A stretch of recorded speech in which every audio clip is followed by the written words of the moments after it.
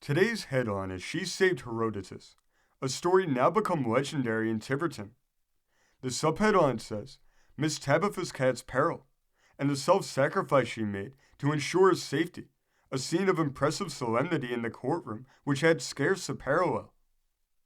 The neighbors all agreed that Miss Tabitha Bramwell, spinster, was the crossest woman in Tiverton. All seasons were alike to Miss Tabitha. All Tiverton rejoiced, as do all good and patriotic communities, upon holiday occasions. All except Miss Tabitha Bramwell. She shut herself up more closely in her cottage at such times, if such a thing were possible, seeing that she was so much indoors, and refused to have anything to do with her neighbors and their rejoicings. She found her amusement in saying spiteful things concerning them on these occasions to the few who would listen to her. The most popular opinion was that she had been crossed in love, but the true reason for her sad state of mind is known only to the writer, and he has no hesitation in disclosing it to the world at large, for although this is a true story, the spinster and nearly all of her acquaintances have long since passed away. The true reason was that no man had ever courted Miss Tabitha, much less asked her hand in marriage. Miss Tabitha hated children. No child ever dared play around her doorstep. Many an unlucky tot had its gait increased by a push from Miss Tabitha's broom, did it but stand a moment upon her pavement. Miss Tabitha's garden was full of flowers in summertime, and while many a blossom was cheerfully given by kind neighbors to the children of others, never as much as a daisy was vouchsafed anyone from her store, and none offered to help themselves. Had she not friended with the terrors of the law anyone who meddled with them? Every child old enough to understand could have told you that. But Miss Tabitha had a weakness, and that was an inordinate affection for a large gray cat, who had been her constant companion for many years. Herodotus, for such was its name, was certainly a model of what a good respectable cat should be.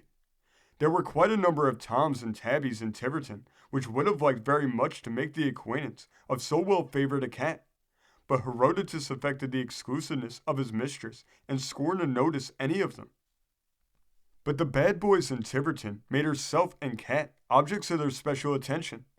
Many were the bricks and other missiles thrown into her garden at various times, while to get a shot at Herodotus with a sling when he was sunning himself out of doors and so provoke from him a well-bred howl was an achievement to be regarded with glee, for it was always sure to bring Miss Tabitha to the rescue, armed with a broom, and a hot pursuit began, from which the spinster returned breathless and generally unsuccessful in catching up with any of the miscreants, followed at a safe distance by her tormentors, giving voice to their triumph in a chorus of hoots and jeers. Afterwards, Miss Tabitha, both publicly and in private, would make the most awful threats and vow vengeance against all the inhabitants of Tiverton, and all this in so malignant a tone and manner that the more simple-minded among the neighbors would temporarily quake in their shoes, while the pugnacious element would openly express its desire to have it out with her at once before a judge and jury. It was the morning of the glorious 4th of July. Miss Tabitha had been awakened at an unusually early hour by the exploding of a lot of cannon crackers placed beneath her window by some mischievous boys. Once aroused, she prepared for action. She fastened the garden hose to the hydrant, then brought the hose into the cottage and fixed the nozzle so that it would protrude from between the slatted shutters. Thus equipped, she was able at a moment's notice to turn on her water and deluge those who might annoy her.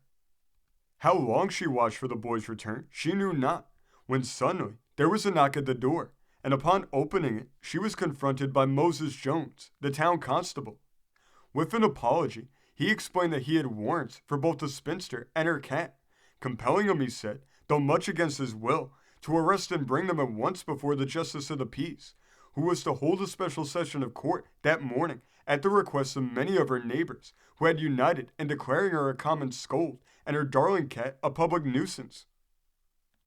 Upon hearing this, Miss Tabitha became furious with rage, and for an instant meditated an attack upon the constable, leaguing him with her enemies.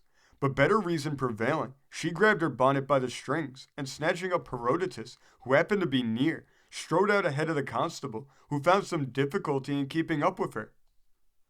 But no sooner had she been given a seat in the little courtroom with Herodotus in her lap, than her tongue refused its office. She could only sit and stare helplessly at her surroundings.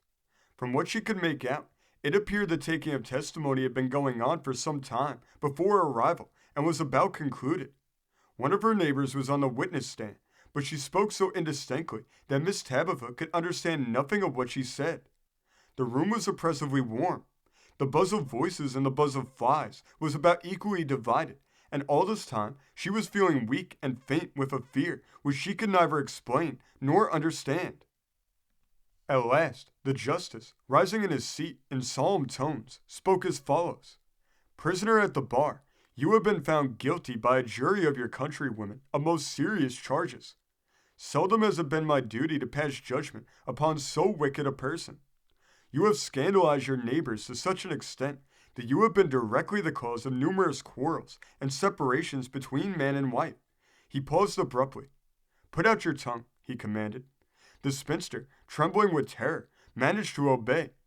See, continued the justice, now addressing the people and pointing at Miss Tabitha. There are all her crimes of speech written upon that unruly member, her tongue. Then addressing Miss Tabitha, he said, I decree that you must, under pain of imprisonment, keep your tongue sticking out of your mouth until such time as I may reprieve you, in order to bring you to a repentant state of mind, and at the same time serve as a warning to your neighbors to keep civil tongues in their own heads. As for your cat, which is a thievish animal and bears a wicked name, I will save further expense to the town by putting it to death at once by my own hand.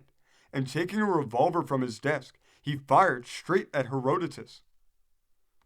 With the firing of the revolver, Miss Tabitha awoke with a cry of horror, for she had been asleep and dreamed all this. Herodotus lay upon the hearth, alive and well, and gazed inquiringly at his mistress, who doubtless had been talking in her sleep, while from the front walk came the sounds of boys scampering away, they having just exploded another cannon cracker on her doorstep, the noise of which had awakened her a second time.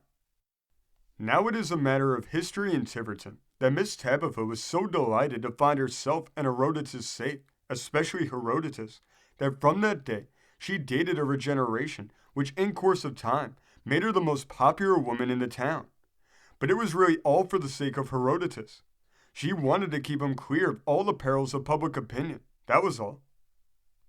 This story came from the great state of Pennsylvania, being reported in the Philadelphia Times of July 16, 1893. Thank you for joining us today. If you want to continue to uncover all of America's lost and forgotten history, then remember before you leave to hit the subscribe button, hit the notification bell, and remember to like and comment below. And we will see you next time on Americana Archives.